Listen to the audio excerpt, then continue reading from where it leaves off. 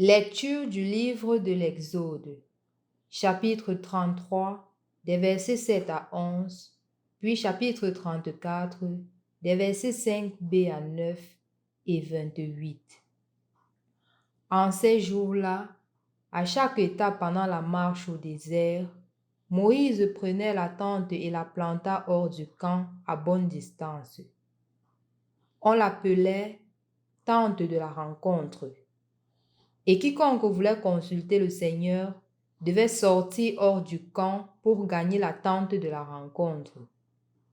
Quand Moïse sortait pour aller à la tente, tout le peuple se levait.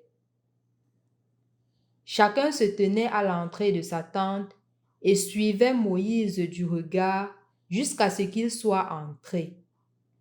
Au moment où Moïse entrait dans la tente, la colonne de nuée descendait, se tenait à l'entrée de la tente, et Dieu parlait avec Moïse. Tout le peuple voyait la colonne de nuée qui se tenait à l'entrée de la tente. Tous se levaient et se prosternaient, chacun devant sa tente.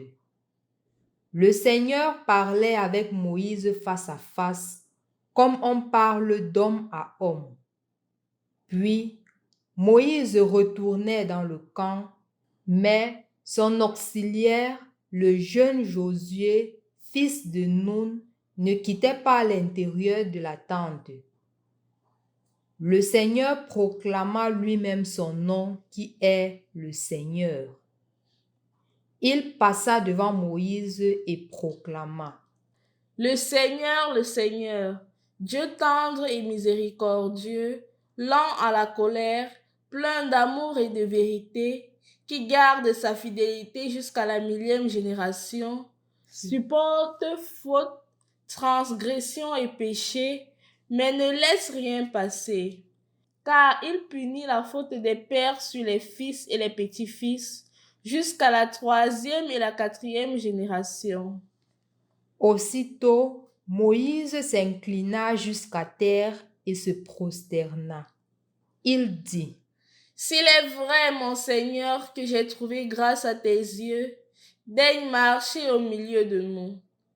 Oui, c'est un peuple à la nuque raide, mais tu pardonneras nos fautes et nos péchés, et tu feras de nous ton héritage. Moïse demeura sur le Sinaï avec le Seigneur 40 jours et 40 nuits. Il ne mangea pas de pain et ne but pas d'eau. Sur les tables de pierre, il écrivit les paroles de l'alliance, les 10 paroles. Au nom du Père et du Fils et du Saint-Esprit. Amen. 1er août. Nous débutons le mois du cœur immaculé de Marie. Et en ce mois, nous le débutons avec le saint patron des moralistes, qui est saint Alphonse de Liguori, qui a passé son temps et sa vie à se dédier à l'annonce de l'Évangile. Il est le fondateur des Redemptoris, la congrégation des Redemptoris. Il est saint patron des moralistes, comme je l'ai dit tantôt. Mais la spécificité de saint Alphonse de Liguori, c'est qu'il faisait une loi, ou du moins une morale, non plus basée sur le jugement et la condamnation, mais une morale basée sur la miséricorde et l'amour. C'est en cela justement que naît sa spécificité. D'ailleurs, il prend cela du fait qu'il avait d'abord été juriste. Étant juriste, il s'est rendu compte qu'il y avait beaucoup d'injustices et c'est ainsi qu'il a démissionné. Il est devenu prêtre et maintenant il est le saint patron des confesseurs et des moralistes. Donc, bonne fête à tous ceux qui portent le nom d'Alphonse, Alphonsine, Alfonso, et aussi à notre congrégation fondée par lui, les Redemptoris. Bonne fête à vous, chers frères. Chers frères et sœurs dans le Christ, la première lecture de ce jour nous invite à méditer et approfondir sur le sens du sacré.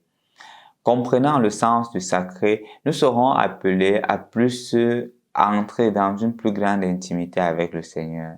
comme vous pouvez le constater ou comme vous l'avez constaté, il est raconté que les tentes étaient faites, mais la tente de la rencontre, la tente où le Seigneur se trouvait, était en dehors, était mis à une bonne distance, comme pour dire qu'il faudrait une claire distinction entre ma vie quotidienne et le moment de mon intimité avec le Seigneur. Je ne peux pas mélanger ma vie quotidienne et mon moment d'intimité avec le Seigneur, comme pour dire qu'il faudrait un moment où je me mets à l'écart pour entrer en communication avec le Seigneur. Et justement, c'est pour cela que vous allez vous rendre compte que dans nos églises, par exemple, lorsque on va déposer, spécialement dans les églises au Cameroun, on va déposer l'hostie consacrée dans le tabernacle, les gens se lèvent. Tout simplement parce que c'est le Seigneur qui passe. Et je ne dois pas me comporter comme si c'était une personne vulgaire qui était en train de passer le sens du sacré. En plus de cela, chers frères et sœurs dans le Christ, les Juifs avaient bien compris que cette rencontre avec le Seigneur ne doit pas être faite de façon formelle. Ça doit être fait de façon à ce que quand l'homme parle à Dieu, il parle d'homme à homme. Il parle comme un ami parle à son ami. C'est ce qu'on voit par exemple avec Moïse. Moïse parle à Dieu comme s'il parlait avec un ami. C'est ce que nous devrions aussi faire. Dans nos prières, est-ce que nous parlons à Dieu comme un ami? Ou nous parlons à Dieu comme s'il était loin, il ne nous comprenait pas, ou comme si c'était un petit frère à qui je donnais des ordres, ou c'était un ami, ou c'est un ami intime avec qui je parle cœur à cœur.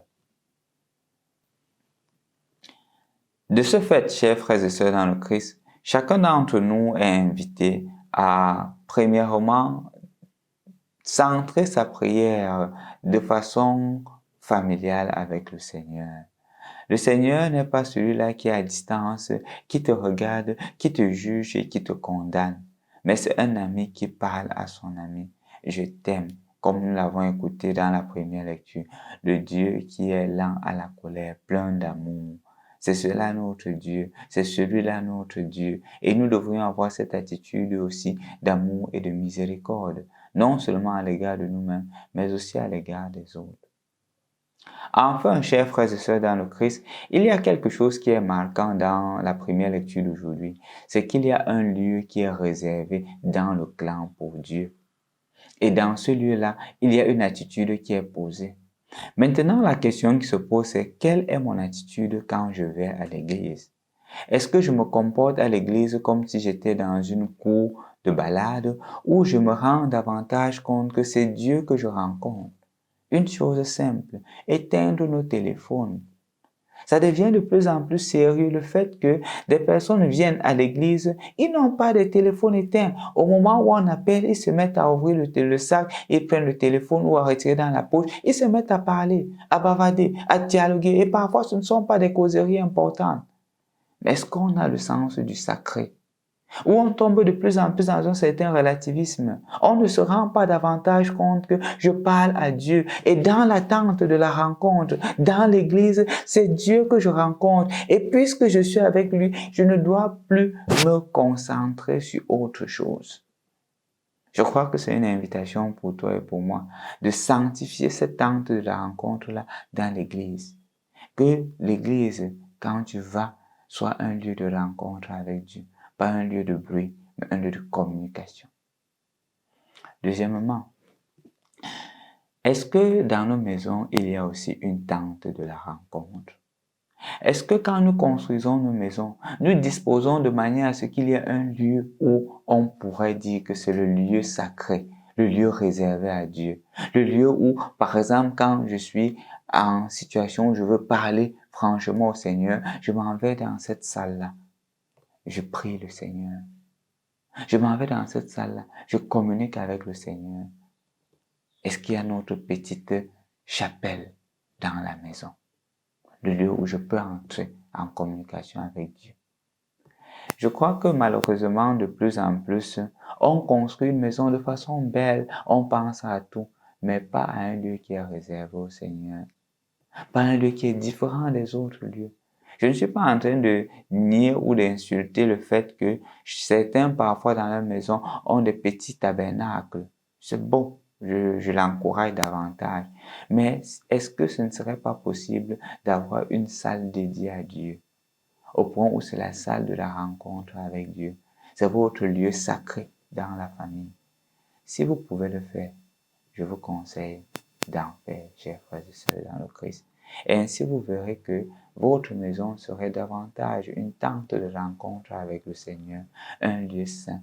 Et étant un lieu saint, vous grandirez dans la sainteté, à l'exemple de Saint Alphonse de Liguori.